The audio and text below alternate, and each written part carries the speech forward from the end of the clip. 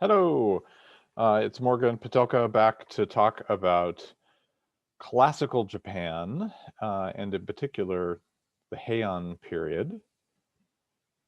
So, the Heian period of Japan is comparable to the classical age in the history of Europe or the West because its stories, its culture, in some ways, its political structures, its philosophy became a kind of template for later ages. And very similarly to what happened in Europe, there were later periods of political incohesion, political instability, when rulers looked back to the Heian age nostalgically to try to recreate or refer to the vibrant culture of this classical period.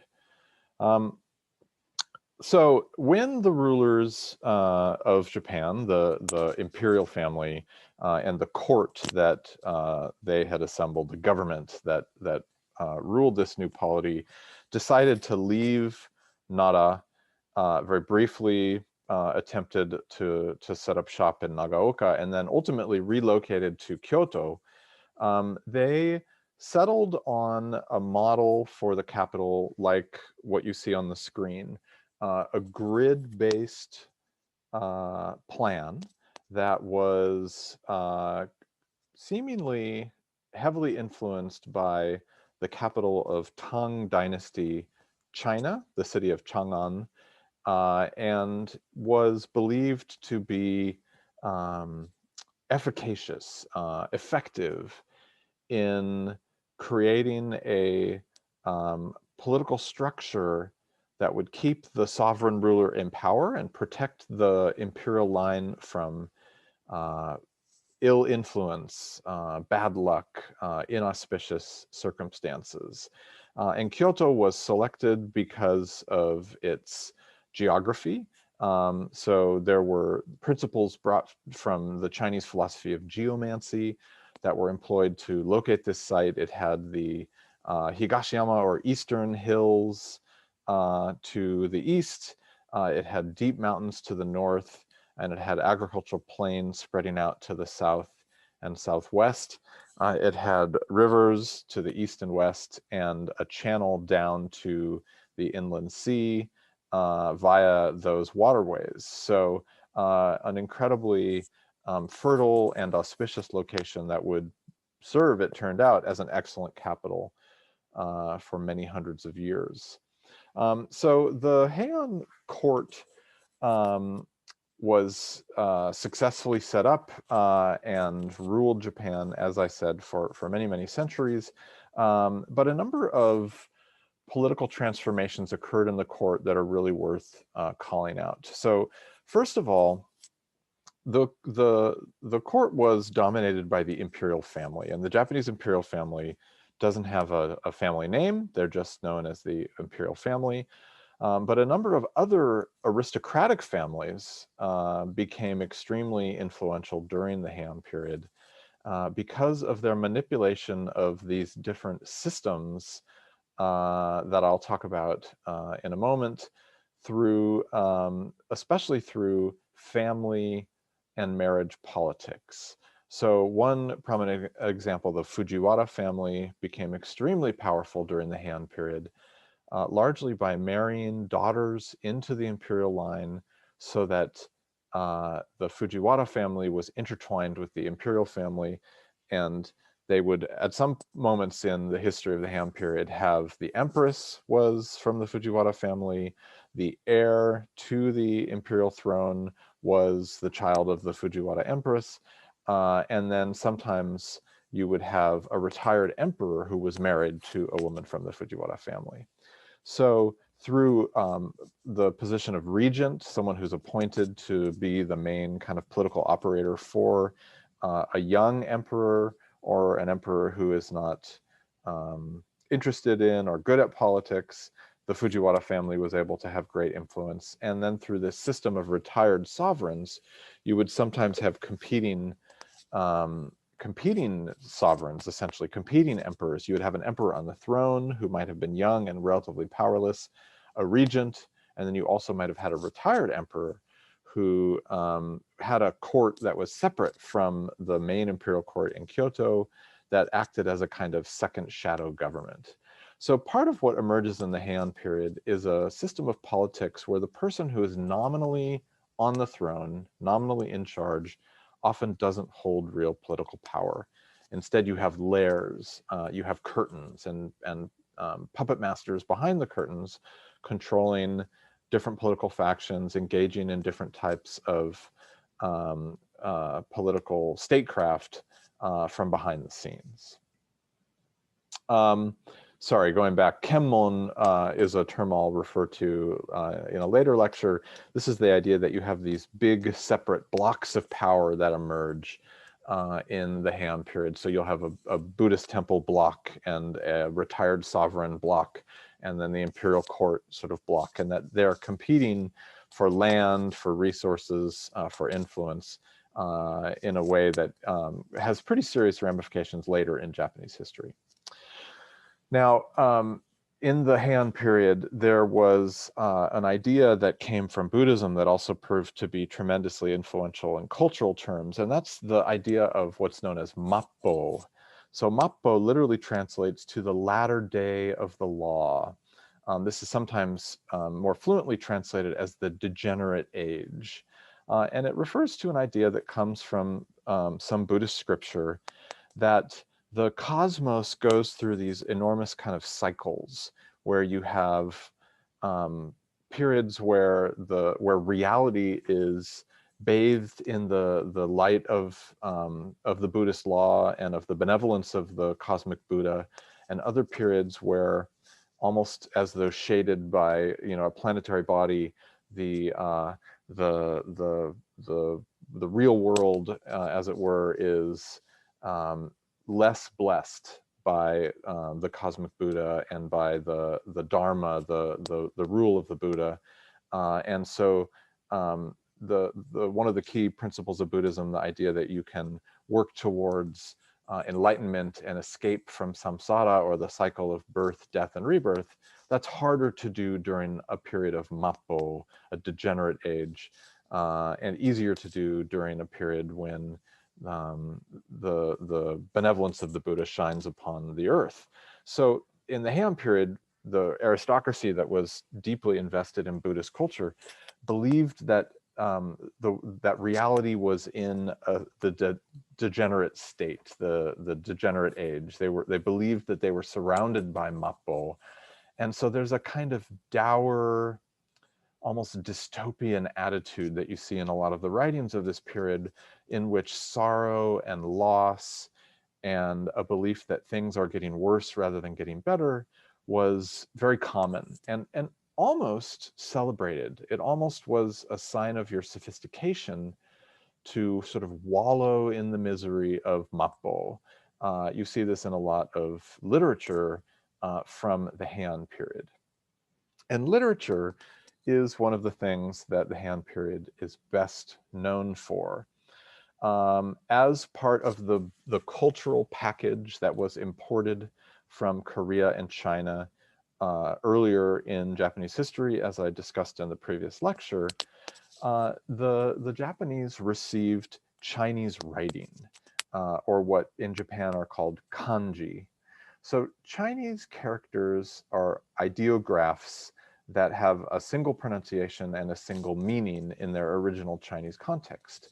And Chinese writing was the only writing system available in East Asia in the pre-modern period. There were no other standardized, widespread writing systems in use. So this very naturally was the system the Japanese employed, along with so many other technologies and ideas that were brought to Japan from Korea and China. The problem is that Chinese grammar and Japanese grammar are completely different. And so scholars and court officials and aristocrats who studied Chinese were essentially studying a language and a script that didn't match Japanese spoken language particularly well. So the Japanese used Chinese writing in various ways, and one of the ways they used it was simply as it was. They used Chinese as Chinese. They learned to write Chinese poetry, to write Chinese literature, and to read Chinese poetry and literature. So there are many works that are written in Chinese, or what we might think of as Sino-Japanese, the kind of Japanese version of Chinese from the Heian period. Beautiful calligraphy, and an educated man in particular in Heian period Japan almost always was fluent in the reading and writing of Chinese, even if it was pronounced using Japanese pronunciations. So here is a really wonderful example, a hanging scroll that records a poem written by a Japanese aristocrat, Kokan Shiren, from a slightly later age, but it's written entirely in classical Chinese. There are only Chinese characters on this scroll. However, over time, a separate system developed in which initially Chinese characters were used to represent Japanese sounds. So instead of being selected for their meaning, they were selected for the way they sounded and their ability to represent the spoken Japanese language. So they were used almost like letters, right? When we look at the letter H, there's no meaning in that letter. It just represents the H, the H sound. And so kanji, Chinese characters, were used this way, and then over time they developed into simplified forms that are known as kana. And there are two types of kana, hiragana and katakana, that evolved together in the pre-modern era. But what the development of this system of kana allowed was it allowed Japanese authors to write Japanese as it was spoken. And so we have a tremendous flowering of writing of many, many forms in the Heian period, because this is when kana was developed, and poetry, prose, diaries, all different kinds of works were written in this period.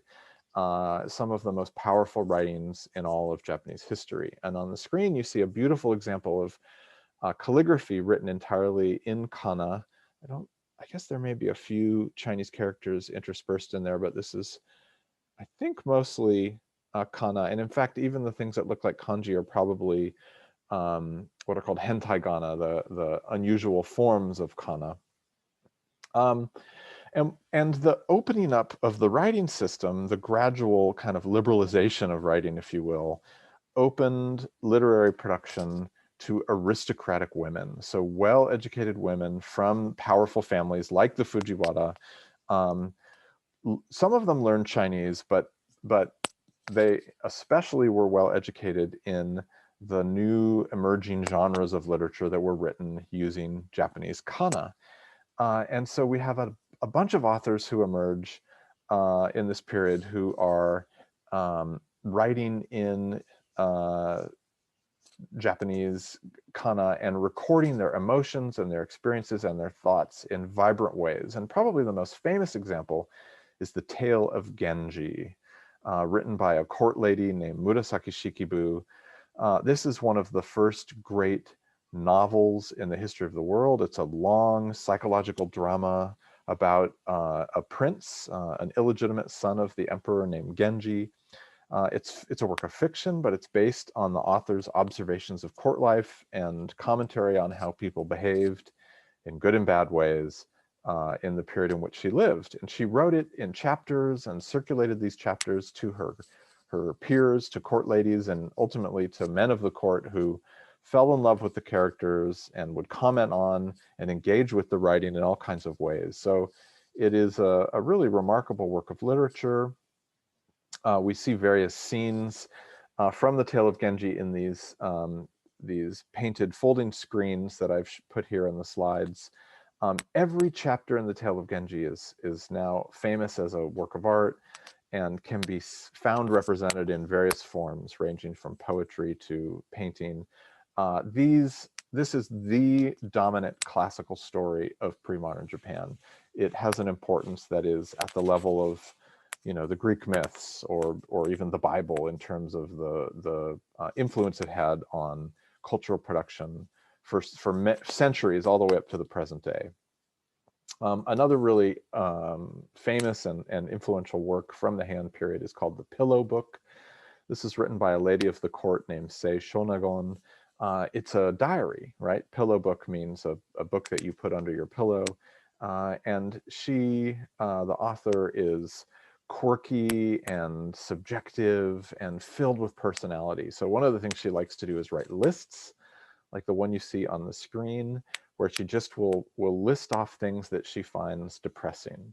A dog howling in the daytime, a wickerwork fishnet in spring, a red plum blossom dress in the 3rd or 4th months, a lying in room when the baby has died, a cold empty brazier, an ox driver who hates his oxen, a scholar whose wife has one girl child after another.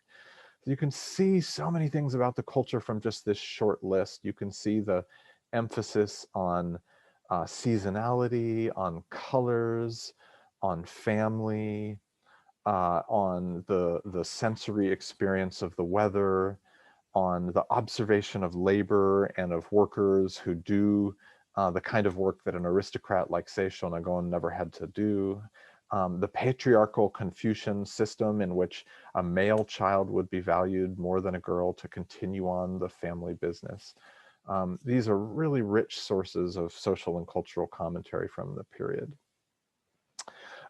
Here, finally, we have a representation of Murasaki Shikibu, the author of The Tale of Genji. She also left behind excerpts of a diary. She was active in the early 11th century and has to be identified as one of the great authors of world history. I cannot recommend enough that you read excerpts of The Tale of Genji if you have the chance. It is a powerful work of fiction, and it is in many ways related even to the culture of our day. You might think that a work from so long ago, from 1,000 years ago, would be distant and kind of alien. But what The Tale of Genji is about in some ways is the entitlement of an aristocratic man who is beautiful and smart and talented, and who inflicts incredible pain and suffering on the people around him, especially women, because of his playboy attitude and his belief that any beautiful woman he sees is his for the conquering, his for the taking. There are women who lose their livelihoods, who lose their will to live because of his philandering practices. It's a very powerful work, and not unrelated to the Me Too movement that we have recently been through and that continues to inform politics and gender in our world today. So an excellent reading that I think is important to work through is an excerpt from the Diary of Sarashina, which has been expertly translated and made available in English. She was the daughter of a lady of waiting in the Heian court, Sugawara no Takasue. We don't know the name of the Diary of Sarashina's author, which is typical of aristocratic women, who were usually only named in terms of their relationships to men or to more important individuals around them. So her father was named Sugawara no Takasue, and she herself, the author, was a lady in waiting at the Heian court. And in her diary, you can see the confusion and naivete of a young woman who was drafted into the court to wait on the empress, the great education and great authority that she had in certain realms, poetry and scholarship, but the vulnerability and precarity of her position in other ways. She talks about her marriage in her diary and ultimately the failure of her marriage.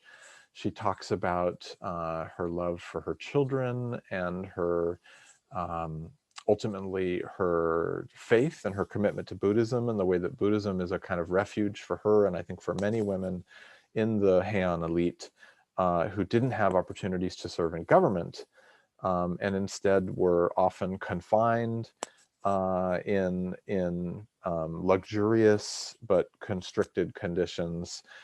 Women were really to be only encountered in the palatial homes of the aristocracy. They did not have the freedom to go out in public. Meetings with family members often occurred from behind screens. There was not a lot of visibility or open face-to-face encounters for the elite women of the Heian period. It's a really interesting historical moment, and it informs much of Japanese culture that follows, including the rise of the warriors, the rise of the samurai that occurs at the end of the Heian period, and the emergence of warrior governments alongside the imperial court, which I will talk about in the next lecture. All right, that's it for today. Thank you for listening, and I look forward to your questions and comments.